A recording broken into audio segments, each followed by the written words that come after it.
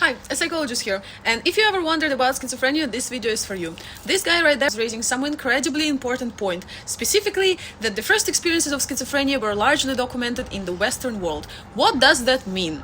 That means that most likely psychosis is a diagnostical experience, and thus a diagnosis that is then readily dressed up onto people, has been made up by the people observing it, aka white psychiatrists.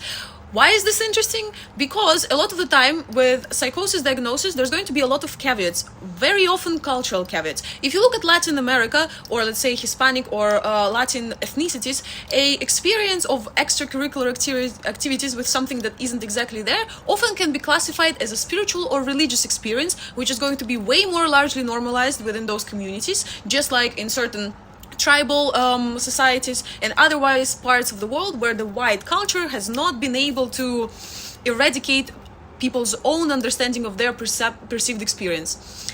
So what does this mean for you and for anyone wondering about schizophrenia? So it means this: if you come in front of a psychiatrist and you are white, most likely the breadth of the history of psychiatry is going to label you as psychotic and disordered because you perceive something to be there when somebody else doesn't perceive it to be.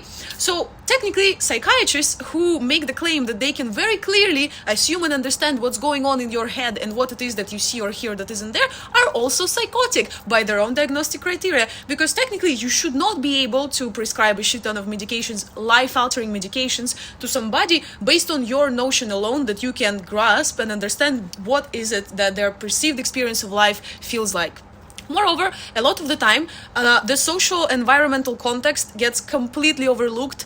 For example, if something traumatic happens, for example, there was a really interesting case, clinical case described of a person on a ship, I think maybe losing a daughter whilst on that cruise, and then having hallucinations of the daughter talking to him and still being alive.